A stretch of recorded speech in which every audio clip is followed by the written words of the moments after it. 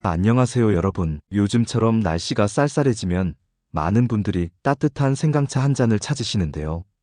혹시 여러분도 아침마다 생강차를 드시거나 감기 기운이 있을 때 생강을 꼭 챙겨 드시지 않으셨나요? 그런데 여러분, 이런 경험 한 번쯤 해보셨을 겁니다. 분명 몸에 좋다고 해서 열심히 먹었는데 왜 속이 더 쓰리고 불편한 건지, 혹은 나랑 생강이 안 맞나 하는 생각까지 드셨을 수도 있습니다. 사실 생강 자체가 문제가 아니라 함께 드신 그 음식 때문일 가능성이 아주 큽니다. 오늘은 생강과 절대 함께 드시면 안 되는 음식 4가지와 반대로 생강과 만나면 보약 10첩보다 더 좋은 최고의 궁합 음식 4가지를 자세히 알려드리겠습니다.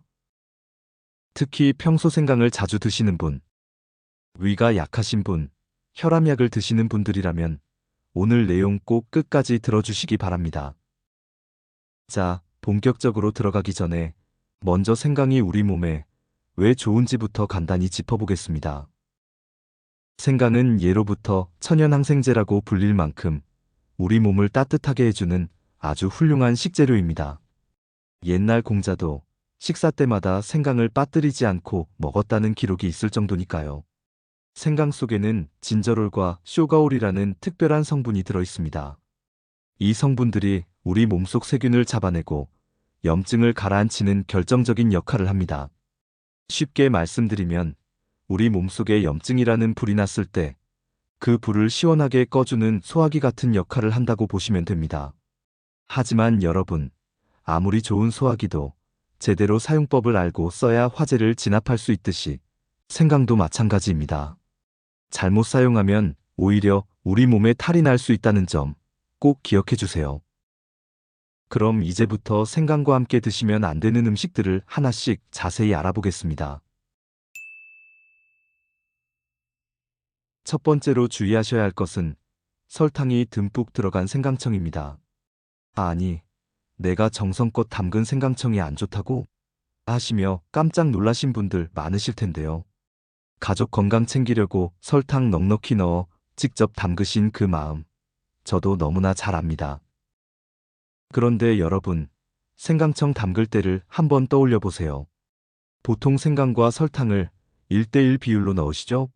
생강이 100g이면 설탕도 100g, 심지어 변질을 막으려고 설탕을 더 많이 넣으시는 경우도 있습니다. 이렇게 되면 문제가 생깁니다. 생강의 좋은 성분보다 설탕이 주는 몸의 부담이 훨씬 커지게 되는 것이죠. 우리 몸에 설탕이 과하게 들어오면 혈당이 롤러코스터를 타듯 급격히 오르내립니다. 이 과정이 반복되면 우리 혈관이 금세 지치게 됩니다. 의학 전문가들은 이런 만성 염증이 오래 지속될 경우 우리 몸의 면역 체계가 약해져서 건강에 좋지 않은 영향을 미칠 수 있다고 경고합니다. 이뿐만이 아닙니다. 최근 연구에 따르면 설탕을 과하게 드시면 우리 뇌에서 기억력을 담당하는 해마라는 부위가 점점 작아진다고 합니다.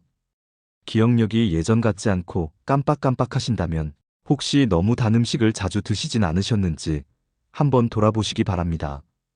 그래서 아무리 몸에 좋은 생강이라도 설탕에 절인 형태로 매일 드시는 것은 권해드리지 않습니다. 차라리 생강을 요리에 조금씩 넣어 드시거나 생으로 활용하시는 것이 훨씬 현명한 방법입니다. 그래도 나는 쓴 생강차는 도저히 못 마시겠는데 하시는 분들 계시죠? 걱정하지 마세요. 조금 있다가 설탕 대신 생강의 효능을 배로 키워줄 건강한 방법을 소개해 드리겠습니다. 두 번째로 정말 조심하셔야 할 분들이 계십니다. 바로 평소에 위장이 약하신 분들입니다. 여러분 중에서도 유독 속이 자주 쓰리거나 조금만 음식을 잘못 드셔도 속이 더부룩하고 답답해서 고생하시는 분들 많으시죠? 나는 물만 마셔도 소화가 안 돼 하시는 분들이라면 몸에 좋다는 생강을 함부로 드시는 것은 더욱 조심하셔야 합니다. 물론 생강은 위장을 활발하게 움직이게 하는 아주 좋은 식재료입니다. 생강 속 풍부한 소화 효소들이 위액 분비를 도와주기 때문이죠. 위장이 튼튼하고 건강한 분들께는 이보다 더 좋은 소화제가 따로 없습니다. 하지만 문제는 원래부터 위가 예민하고 약하신 분들입니다.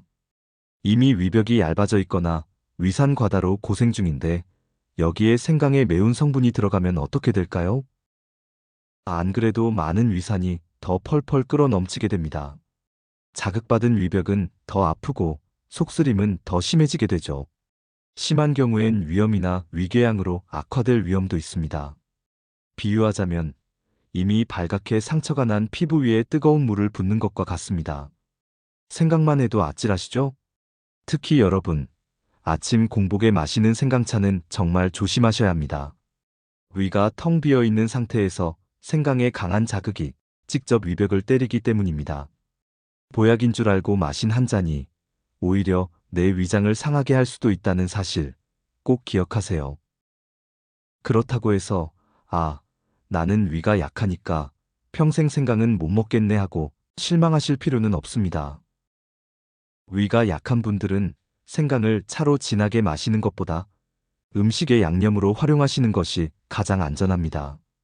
예를 들어 고기나 생선 요리를 하실 때 비린내를 잡는 용도로 살짝 넣어서 드셔보세요. 다른 음식들과 섞이면서 생강의 강한 기운은 중화되고 소화를 돕는 장점만 쏙쏙 챙기실 수 있습니다. 세 번째로 정말 세심하게 살피셔야 할 분들이 계십니다. 바로 평소에 혈압약이나 혈전약을 드시는 분들입니다. 특히 아스피린 같은 항응고제를 복용 중이시라면 오늘 이 내용을 꼭 기억하셔야 합니다. 아니, 생강이 피를 맑게 해준다는데 왜 약 먹는 사람한테 조심하라는 거야? 하고 의아해하실 수도 있는데요. 그 이유는 바로 생강의 뛰어난 효능 때문입니다. 생강은 혈액을 깨끗하게 하고 피를 맑게 유지해주는 성질이 아주 강합니다. 덕분에 혈전이 생기는 걸 막아주고 뇌졸중이나 심근경색 같은 무서운 혈관 질환을 예방하는 고마운 역할을 합니다. 그런데 문제는 여러분이 드시는 항응고제도 정확히 똑같은 역할을 한다는 점입니다. 쉽게 말해 몸속에서 생강과 약이 만나 힘을 합치다 보니 피가 필요 이상으로 너무 묽어지게 되는 것이죠. 피가 너무 묽어지면 우리 몸은 비상사태가 됩니다. 가벼운 상처만 나도 피가 쉽게 멈추지 않아 당황하게 되고 더 무서운 건 우리 눈에 보이지 않는 몸 안쪽에서의 출혈입니다. 혈관 안에서 난 상처가 제때 아물지 않고 출혈이 계속되면 정말 위험한 상황이 올 수 있습니다. 특히 우리 몸에서 가장 중요한 뇌 쪽에서 이런 일이 생기면 더욱 심각하겠죠. 그렇다고 해서 약을 먹으니까 이제 생강은 입에도 대면 안 되나 보다 하고 너무 걱정하실 필요는 없습니다. 핵심은 양과 방법입니다. 생강을 진하게 달여서 건강식처럼 매일 많이 드시는 건 피하셔야 하지만 국이나 반찬을 하실 때 양념으로 조금씩 넣는 정도는 괜찮습니다. 음식에 들어간 생강은 다른 식재료들과 어우러지면서 그 기운이 완화되기 때문에 훨씬 안전하게 즐기실 수 있습니다. 약을 드시는 분들이라면 과유불급, 즉 지나치게 많이 드시는 것만 조심하신다면 생강의 맛과 향을 충분히 누리실 수 있습니다. 마지막 네 번째로 말씀드릴 조합은 아마 의외라고 생각하실 분들이 많으실 겁니다. 바로 우유나 요거트, 치즈 같은 유제품입니다. 요즘 젊은 사람들 사이에서 유행하는 생강 라떼처럼 생강차에 우유를 섞어 드시거나 건강을 위해 요거트에 생강가루를 뿌려 드시는 경우가 종종 있습니다. 부드러운 맛 때문에 이렇게 먹으면 속이 더 편하겠지 생각하셨겠지만 사실 우리 몸 안에서는 정반대의 일이 벌어집니다. 가장 큰 이유는 생강과 우유의 성질이 너무 다르기 때문입니다. 생강은 몸을 뜨겁게 달구는 성질을 가졌지만 우유 같은 유제품은 기본적으로 몸을 차갑게 하는 성질을 가지고 있습니다. 이 둘이 우리 위장 속에서 갑자기 만나면 어떻게 될까요? 마치 뜨겁게 달궈진 프라이팬에 찬물을 끼얹는 것처럼 우리 위장이 깜짝 놀라 혼란에 빠지게 됩니다. 서로 다른 성질이 부딪히면서 소화 에너지를 낭비하게 되는 것이죠. 더 큰 문제는 생강의 강력한 성분이 우유 속의 단백질을 엉기게 만든다는 점입니다.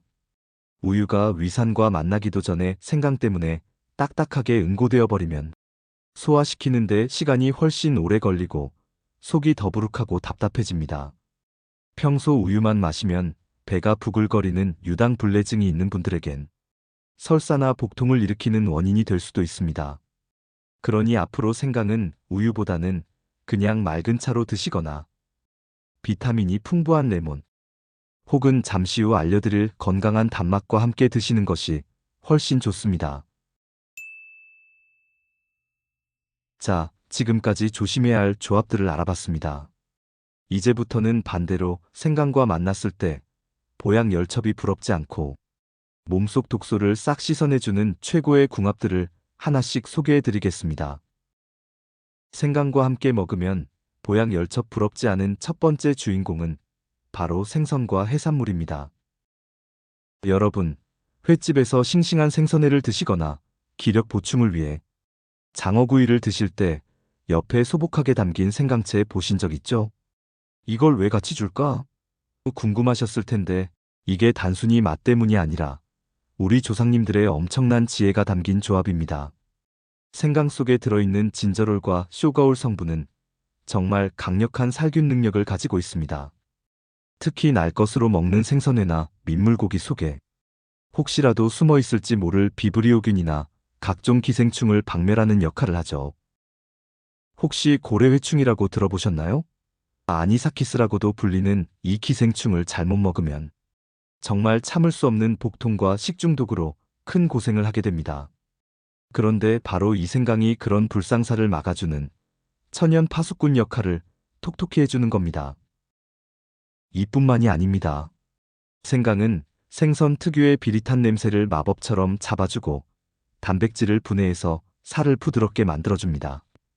맛은 살리고 건강은 지키는 일석이조의 효과죠. 이 효과는 생선뿐만 아니라 돼지고기나 소고기 요리를 하실 때도 똑같이 적용됩니다. 고기의 잡내와 누린내를 싹 없애주는 것은 물론이고 고기 육질을 연하게 만들어 소화를 돕습니다. 평소에 나는 고기만 먹으면 속이 더부룩하고 체해하시는 분들 계시죠? 그런 분들은 요리하실 때 생강을 조금만 넣어보세요. 신기할 정도로 속이 편안해지는 걸 느끼실 겁니다. 생강의 살균 효과는 여기서 끝이 아닙니다. 우리 한국인들에게 유독 많다는 헬리코박터균 아시죠? 위염과 위궤양을 일으키는 이 균을 억제하는 데도 생강이 큰 도움을 준다고 합니다. 그러니 여러분, 앞으로 생선을 드실 때는 귀찮더라도 생강채를 꼭 곁들여 드시고 고기 요리하실 때도 생강을 적극적으로 활용해 보세요. 입은 즐겁고 위장은 튼튼해지는 최고의 식습관이 될 것입니다. 두 번째 최고의 궁합 음식은 바로 대추입니다. 여러분, 겨울만 되면 유독 손발이 얼음장처럼 차갑고 몸이 으슬으슬 떨리지는 않으신가요? 이건 우리 몸의 체온이 떨어졌다는 위험 신호입니다. 놀라운 사실은 체온이 딱 1도만 낮아져도 기초대사량이 12%나 줄어든다는 점인데요. 대사가 느려지니 살은 더 잘 찌고 면역력은 뚝 떨어져서 감기를 달고 살게 됩니다. 그래서 겨울엔 무조건 몸을 데워야 합니다. 이때 생강이 혈관을 넓혀 혈액순환을 돕는 엔진 역할을 해주죠. 하지만 생강만 드시면 특유의 매운맛 때문에 속이 쓰려 고생하시는 분들이 많습니다. 이때 대추를 딱 한 줌 넣어보세요. 대추의 은은한 단맛이 생강의 날카로운 매운맛을 포근하게 감싸줍니다. 마치 너무 뜨거운 국물에 찬물을 살짝 섞어 먹기 좋게 온도를 맞추는 것처럼 대추가 생강의 강한 기운을 우리 몸에 딱 맞게 중화시켜주는 것이죠. 게다가 대추는 그 자체로 영양 덩어리입니다. 귤보다 풍부한 비타민C가 노화의 주범인 활성산소를 잡아주고 거칠어진 피부를 윤기 있게 만들어줍니다. 특히 주목해야 할 성분은 비타민 P인데요. 이 성분은 우리 혈관벽을 고무줄처럼 튼튼하게 만들어주어 50대 이후 가장 걱정되는 고혈압이나 뇌졸중 예방에 정말 큰 도움을 줍니다. 특히 밤마다 뒤척이며 잠 못 이루시는 분들 계신가요? 그렇다면 오늘 저녁엔 꼭 대추 생강차를 드셔보세요. 대추 속 사포닌 성분이 천연 신경 안정제 역할을 해서 요동치던 마음을 가라앉히고 깊은 잠을 유도해줍니다. 뇌의 혈액순환도 도와주니 깜빡깜빡하는 기억력 향상에도 그만입니다. 만드는 법도 너무나 간단합니다. 물 1리터에 편으로 썬 생강 한 톨, 그리고 깨끗이 씻은 대추 5살 정도를 넣고 약한 불에서 20분간 은근하게 끓여보세요. 여기에 아까 말씀드린 설탕 대신 꿀을 살짝 곁들이면 그야말로 맛과 건강을 모두 잡은 보약이 완성됩니다. 세 번째 최고의 궁합 음식은 바로 무입니다. 여러분, 혹시 겨울만 되면 속이 냉하고 화장실 가기가 두려울 정도로 변비와 설사를 반복하시나요? 만약 그렇다면 지금 당장 냉장고를 열어 물을 꺼내세요. 생강과 무의 조합은 그야말로 속 편한 보약 그 자체입니다. 무는 천연 소화제라는 별명답게 탄수화물을 분해하는 디아스타아제 효소가 가득합니다. 밥 먹고 속이 꽉 막힌 듯 답답할 때 무 한 조각이 약보다 나은 이유죠. 게다가 무의 매콤한 맛을 내는 시니그린 성분은 기관지 점막을 튼튼하게 감싸서 겨울철 지독한 가래와 기침을 먹게 하는데 특효입니다. 여기서 정말 신기한 건 이 둘의 음양 조화입니다. 생강은 뜨겁고 무는 서늘하죠. 이 둘이 만나면 서로의 모난 성질을 깎아내어 우리 몸에 딱 맞는 최적의 온도를 만들어냅니다.